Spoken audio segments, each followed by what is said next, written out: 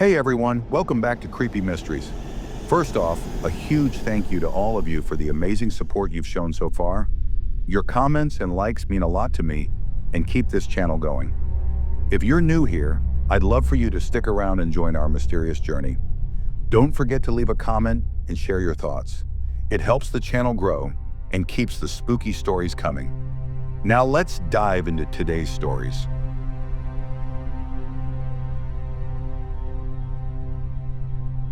This happened to me and my cousin Jake about 3 years ago. His family owned a lake house out in the middle of nowhere, and every summer we'd spend a couple of weeks there fishing, swimming, and just hanging out. It wasn't anything fancy, a small 2-bedroom house right on the shore of a quiet lake, surrounded by thick woods. No neighbors, no cell service, just peace and quiet.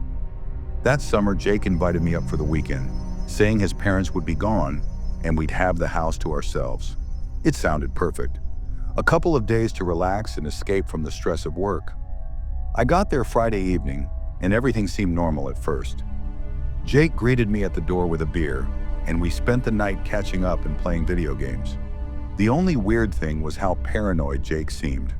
Every so often, he'd glance out the window or pause the game to listen, like he was expecting something. "You good?" I asked him. He hesitated before saying, "Yeah, it's been quiet out here. Like, too quiet. I've been hearing weird stuff at night." I laughed it off, figuring he was just spooking himself since he'd been out there alone for a few days. But I'd be lying if I said his nervous energy didn't rub off on me a little. The first night was uneventful. We stayed up late, and I passed out on the couch while Jake took his room. I woke up once in the middle of the night because I thought I heard footsteps on the porch. But when I got up to check, the porch was empty. I told myself it was just the wind or an animal and went back to sleep. The next morning, Jake told me he'd heard the footsteps too. "See? I'm not crazy," he said. I shrugged it off again, but deep down, I was starting to feel uneasy. We spent most of the day out on the lake, fishing and swimming, and by the time the sun went down, I'd almost forgotten about the weird noises. That night we grilled some burgers, had a few beers, and watched a movie in the living room. Around 11, we decided to call it a night. That's when things started to get weird. I was lying on the couch again, scrolling through some old photos on my camera, when I heard the sound of water splashing outside. It wasn't a small splash, like a fish jumping. It sounded like someone wading into the lake. "Jake!" I called out, thinking he'd gone outside for some reason. But Jake came out of his room, looking just as confused as I was. "What? You didn't go outside?" Number why? We both went to the window and looked out at the lake. The moonlight reflected off the surface, but we didn't see anything unusual. The sound had stopped and the water was still. Jake locked the door and double-checked the windows, muttering to himself. "Dude, you're freaking out over nothing," I said, trying to lighten the mood. He just shook his head. "I told you, man. Weird stuff happens out here at night." We went back to bed, but I couldn't sleep. Every little noise outside made me jump, and I kept glancing at the windows, half expecting to see something staring back at me. Around 3 a.m., I woke up again to the sound of knocking. It wasn't coming from the front door. It was coming from the sliding glass door in the kitchen, the one that led out to the deck overlooking the lake. The knocks were slow and deliberate. I froze, my heart pounding in my chest. "Jake," I whispered, but he didn't answer. I grabbed my phone and shined the flashlight toward the kitchen. Standing on the other side of the glass was a man. He was tall and thin, with long, stringy hair that hung in front of his face. He wore old, tattered clothes and his bare feet were covered in mud. He stood perfectly still, his head slightly tilted, as if he was trying to see inside. I didn't move. I didn't breathe. For what felt like an eternity, we just stared at each other. Then, without warning, he stepped back into the shadows and disappeared. I ran to Jake's room and shook him awake, barely able to get the words out. "There's someone outside!" Jake grabbed a flashlight and a baseball bat, and we cautiously checked the sliding door. The man was gone, but there were wet footprints on the deck, leading to the lake. "I told you," Jake whispered, his face pale. We stayed up the rest of the night, too scared to sleep. Every time I heard a creak or a rustle, I expected that man to come back. But by morning, everything was quiet again. We decided to pack up and leave that day. Neither of us said it, but we both knew we didn't want to spend another night in that house. As we were loading up the car, I took one last look at the lake. That's when I saw it. Near the shoreline, just barely visible, was a figure standing waist deep in the water. It was the same man. He was watching us. I yelled for Jake to look, but by the time he turned around, the man was gone. We haven't been back to the lake house since. Jake's family still owns it, but it sits empty now, slowly falling into disrepair. To this day, I have no idea who or what that man was. All I know is that he wasn't just some random trespasser. He came from the lake, and for whatever reason, he wanted us to know he was there.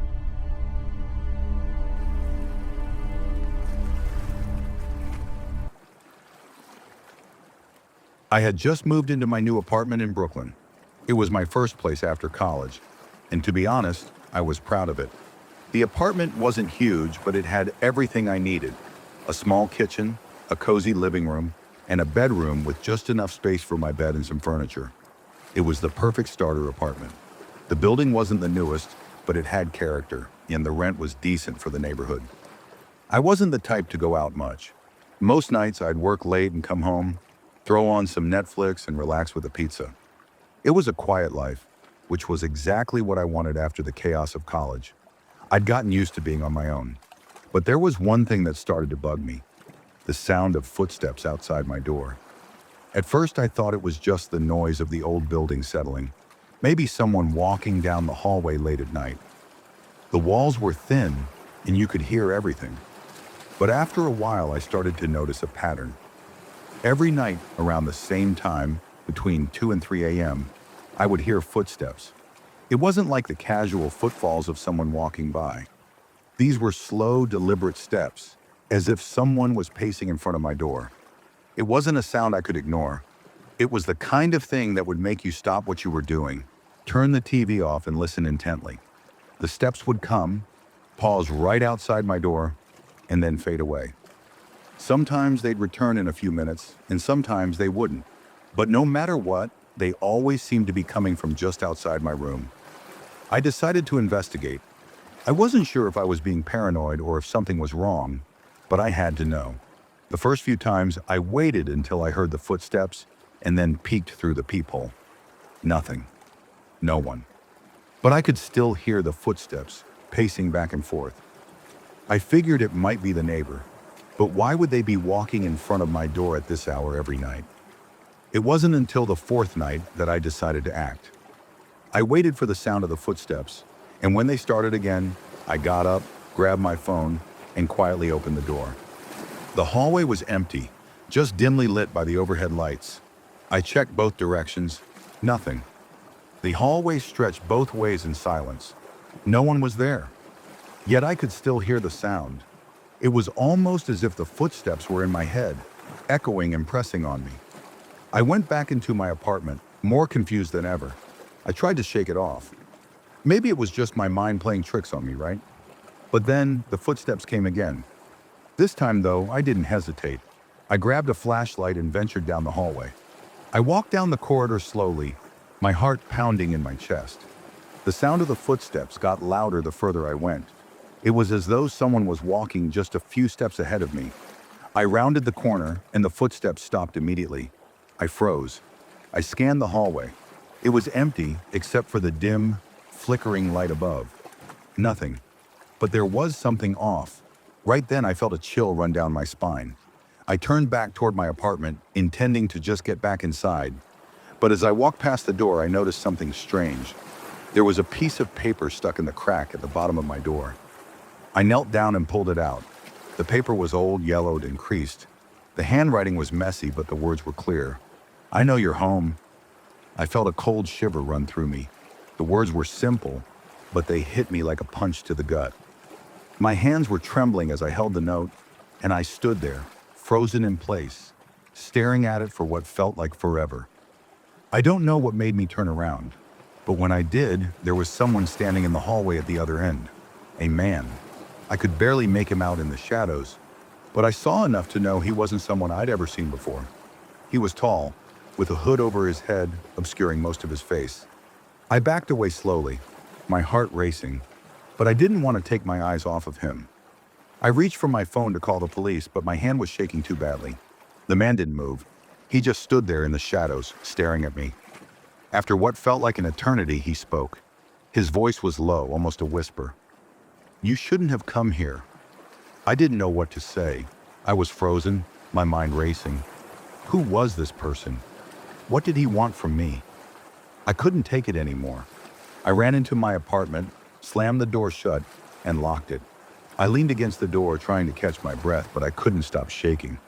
I spent the rest of the night with my lights on, staring at the door, waiting for something to happen, but nothing did. The next morning I checked the hallway again, but the man was gone.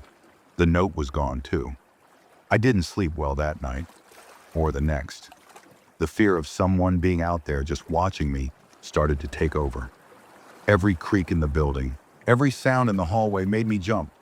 That was weeks ago, and since then, the footsteps have never stopped. I hear them almost every night, slow, deliberate, pacing outside my door. And every time I check the hallway, I find it empty. But here's the worst part. Sometimes I'll come home from work, and I'll find that the lock on my door has been tampered with. Just a little bit, enough to make me question everything. It's as if someone's trying to get in. I don't know what happened that night. I don't know who that man was or why he left that note. But now I can't shake the feeling that he's still out there, waiting for the right moment. I don't know how much longer I can stay in this apartment. Every night I hear the footsteps, and I wonder, is he still watching me? Is he still waiting for me to let my guard down? I guess I'll never know until I find out the hard way.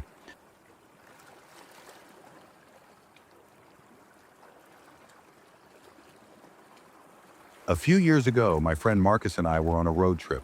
The kind of trip where you just wing it. No real plan, no reservations, just driving until you felt like stopping. We weren't picky about where we stayed, as long as it was cheap, which meant a lot of small motels in the middle of nowhere. Most of them were forgettable, just places to crash for the night. But one motel in particular left me with a memory I wish I could forget.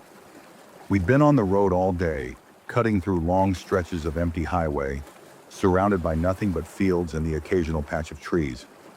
It was one of those areas where the radio stations cut out, and even the GPS seemed confused. By the time the sun started to set, we knew we needed to find a place to stay. Finally, we saw a flickering neon sign in the distance, Rest Easy Inn. The name sounded a little ironic, considering how run down the place looked as we pulled into the parking lot. The building was a single row of rooms, the paint peeling off the walls and the lights above the doors buzzed faintly. The parking lot wasn't much better. There were a couple of beat-up cars and an RV that looked like it had been sitting there for years.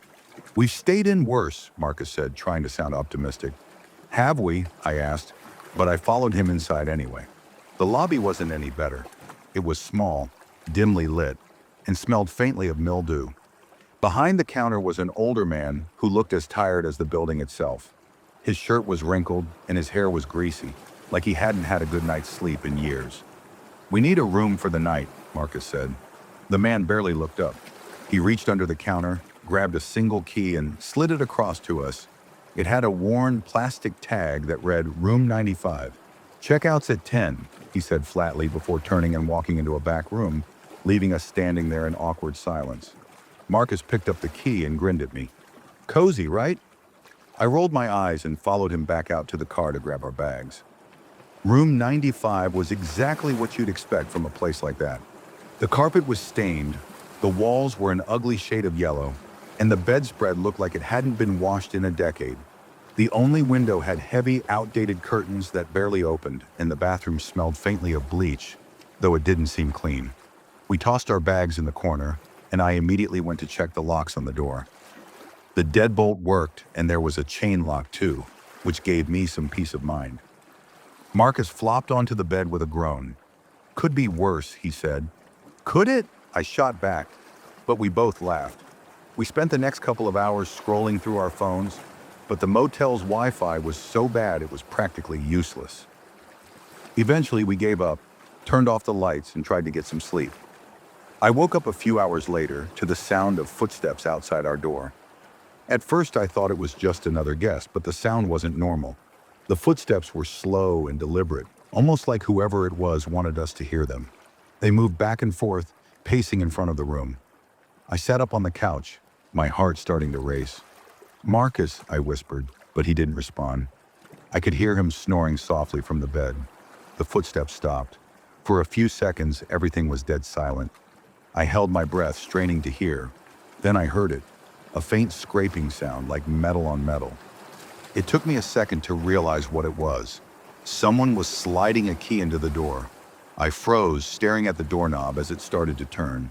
The chain lock caught it, stopping the door from opening all the way. Whoever was on the other side jiggled the handle a few times, then pushed harder, as if they were trying to force it open. "Hey!" I shouted, my voice cracking. Marcus shot up in bed. "What's going on?"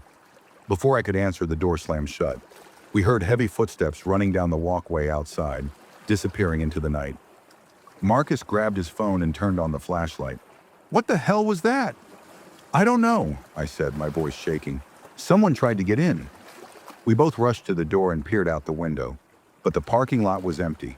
The footsteps were gone, and the only sound was the faint buzzing of the parking lot light. Neither of us slept after that. We kept the lights on and stayed up, listening for any signs of movement outside. At one point, Marcus muttered something about going to the front desk, but we both knew it wouldn't make a difference. When morning finally came, we packed up as quickly as we could. As we were loading the car, Marcus stopped suddenly. "Look at this," he said, pointing to the ground near our door. I followed his gaze and felt a chill run down my spine. Lying there in the dirt was another key. It looked identical to the one we'd been given, with the same plastic tag and the same room number, 95. We stared at it for a long time, trying to make sense of it. The guy at the front desk had only given us one key, so where had this one come from? And more importantly, who had it last night? We left the key where it was and drove off without saying a word. To this day, I still don't know who tried to get into our room or why. But I can't stay in motels anymore without double-checking every lock. And even then, I always sleep with one eye open.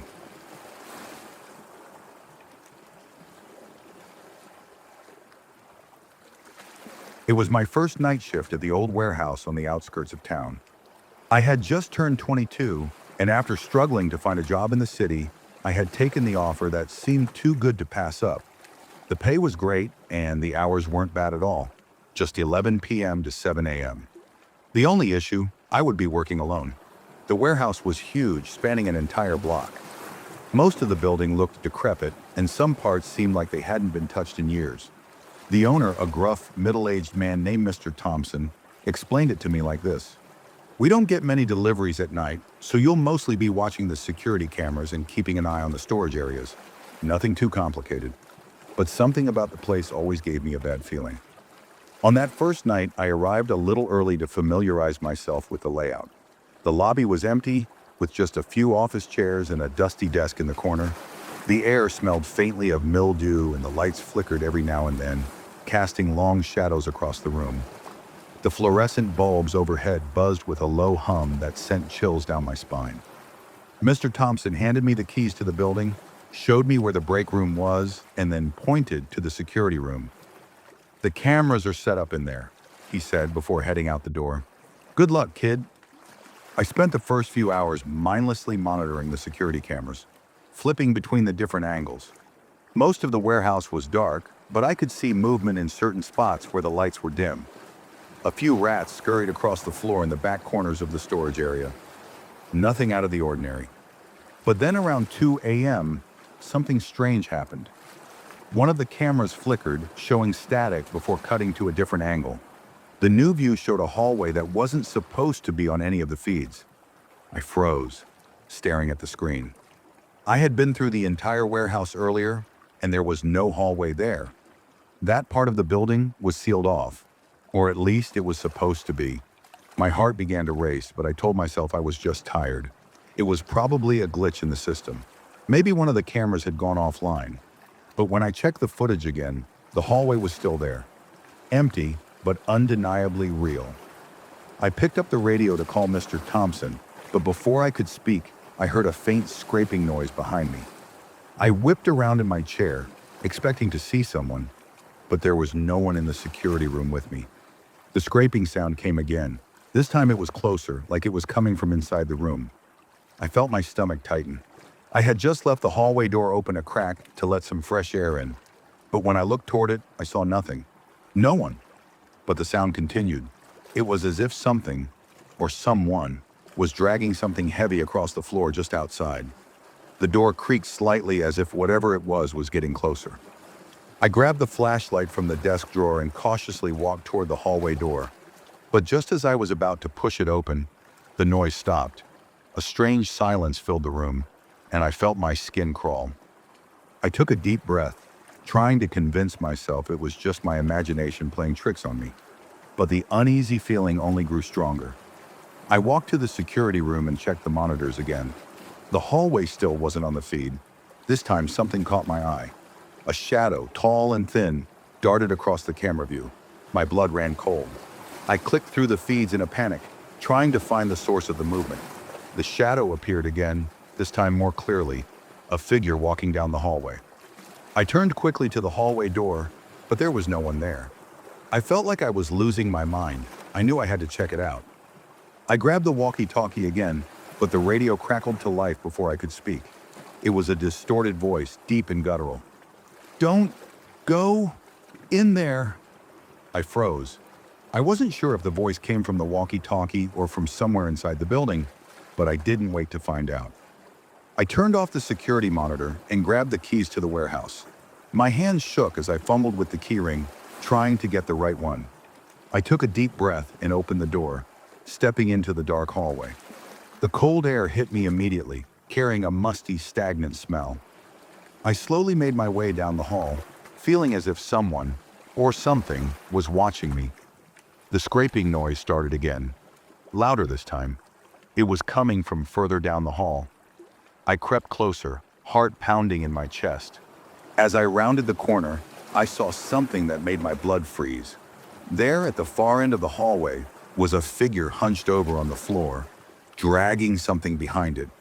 It was dressed in tattered clothes, its face obscured by a hood. The thing was moving so slowly I could hardly make out his form in the dim light. Before I could react, the figure stopped, and the room went deathly silent. The thing turned toward me with a slow, deliberate motion, and as it did, I felt my legs go weak. Its face was twisted, half decayed, with empty, hollow eyes and a gaping mouth. The smell hit me like a physical blow, an overwhelming stench of rot and decay. I froze in place, unable to move or scream. The figure slowly stood, its bones creaking as it did. I could see it more clearly now. The thing wasn't human anymore. It was something else, something twisted and wrong. And then it smiled.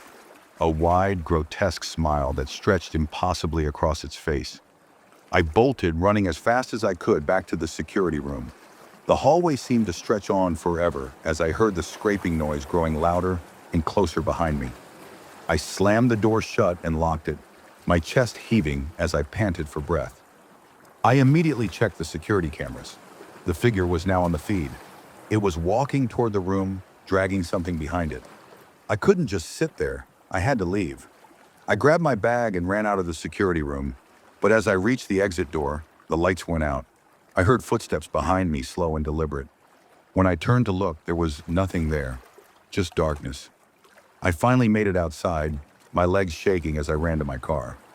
I didn't stop to look back until I was far away from the warehouse, and even then, I could still feel its eyes on me. I never went back to that place, and to this day, I have no idea what I saw. The warehouse was shut down soon after, and the owner disappeared without a trace. But every now and then, I still hear that scraping sound when I'm alone at night. And sometimes when I close my eyes, I see its twisted smile staring back at me.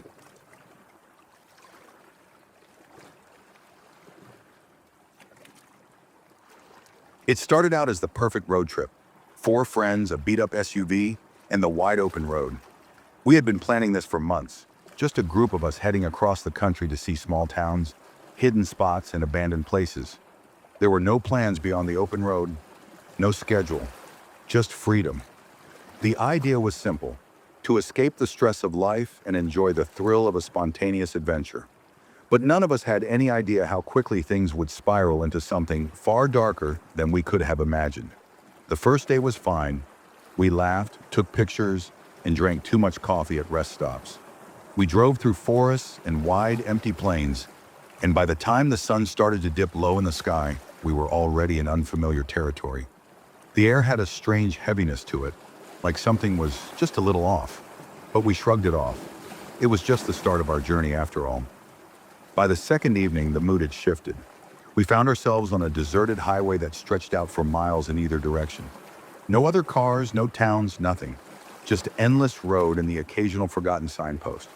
We were heading into an area far off the beaten path, looking for a place to camp for the night, and the landscape had become eerily quiet. The stillness felt almost oppressive. Around dusk, I noticed something odd in the rearview mirror.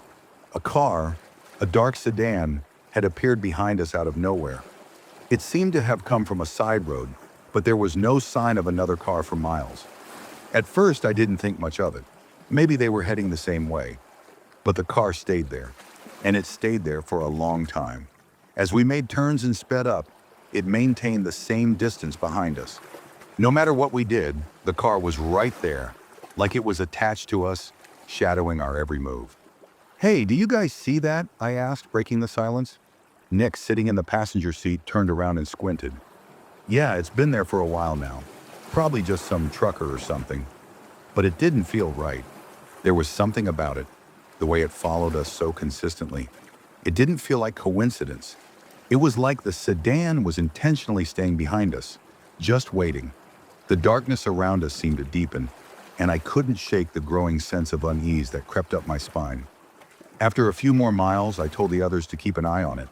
But when we reached a small turnoff that led down a dirt road, I made a snap decision. We needed to lose this car, whatever it was. I took the sharp turn, thinking if we veered off the highway, we might be able to shake them. But the sedan followed. It followed us down the winding dirt road, close enough now that I could make out the old rusted body of the car. The headlights flickered as though something was wrong with the electrical system, casting an eerie glow that reflected off the trees lining the road. I tried to ignore the sinking feeling in my stomach, but the closer we got to the edge of the woods, the more I felt like we were being drawn into something we didn't understand. "We need to stop," Sarah said, her voice low and shaky. She was the first to mention what we were all starting to think. "Let's just pull over and ask them what's going on." "Are you crazy? We don't even know who they are," I snapped, my grip tightening on the wheel. "Just keep your eyes on them." We drove for another few miles, the road becoming less and less maintained. The sedan was still there, always at the same distance, always in the same position behind us. But then something strange happened. The noise from the engine of the sedan started to distort. It was like it was cutting in and out. At first I thought it was my imagination, but the more I listened, the more I realized something was very wrong. That's when the tapping started. At first it was soft, just a faint tapping sound on the window behind me. It could have been a branch brushing against the glass, I thought. But as the tapping grew louder, more insistent, I knew it wasn't just the wind. It was rhythmic, deliberate, like someone or something was trying to get our attention. My heart started pounding in my chest, and I felt an icy chill crawl up my spine. "Do you hear that?" I asked, my voice trembling. Sarah nodded, her face pale. "What is that?" "It's coming from the back." I glanced at Nick. His face was frozen in terror as he stared out the rear window, his lips parted in shock. I could feel my own breath catch in my throat as I turned to look behind us, dreading what I might see. But all I could make out was the silhouette of the sedan, its headlights cutting through the darkness. The tapping stopped suddenly, just as quickly as it had started. For a brief moment, everything felt still. I let out a shaky breath, thinking it was over. But then it began again. This time it wasn't just tapping, it was scratching. A loud, horrible scraping sound, as though something was clawing at the side of the car. I could feel my hands start to sweat as I gripped the wheel, heart racing. "Just get us out of here," Nick shouted. I slammed my foot on the accelerator, pushing the SUV to its limits. The road was getting worse, the trees growing denser. But I didn't care. I had to get away. But when I looked in the rearview mirror again, the sedan was right behind us, closer than it had ever been. The headlights were so bright, they seemed to blur everything around us. And that's when it happened. The sedan's headlights flickered, and then nothing. The car went completely dark. I couldn't see it anymore. The road was now completely empty. "Where did it go?" Sarah whispered, her voice shaking. I didn't have time to answer. The scraping sound, the horrible, agonizing scraping, was now inside the car. It was coming from the roof. We all froze. The sound was unmistakable. Something, or someone, was dragging itself across the top of the SUV. The noise was maddening, the claws or fingers scratching at the metal, louder with each passing second. "Get out of here!" Nick screamed. I didn't need to be told twice. I stomped on the gas again, barely even looking where I was going. The road was a blur of darkness and trees, the only sound the roar of the engine and the terrifying scraping above us. Then, just as suddenly as it had started, the noise stopped. The air felt heavy and oppressive, and I could hear the rapid beating of my own heart. We didn't stop until we reached a small, run-down motel on the outskirts of a nearby town. It was the first sign of life we had seen in hours. We barely spoke as we grabbed our bags and rushed inside. The old clerk didn't even look up as we checked in, his eyes glazed over, as though he had seen this kind of fear 100 times before. None of us said a word as we locked ourselves in the room, pulling the curtains shut and sitting in complete silence. The next morning, we didn't stay for breakfast. We packed up quickly, all of us in a daze, unsure of what had just happened. We didn't talk about the car, the scraping, or the strange feeling that had followed us all night. But as we left the motel, I glanced in the rearview mirror one last time. The sedan was behind us again. This time I didn't hesitate. I floored the gas pedal and never looked back. Even now I can still hear that scratching noise when I'm alone at night, and I sometimes wonder if it's not over yet. That car, it never really left us. It's always waiting, lurking in the dark. And sometimes when I drive through desolate stretches of highway, I swear I can see its headlights in the distance. Getting closer, always getting closer. And that wraps up today's story. I really hope it resonated with you or gave you something to think about.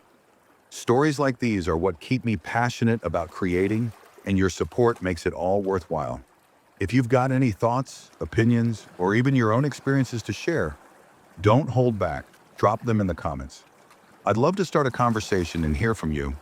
And if you enjoyed this video and want to see more content like this, make sure you stick around.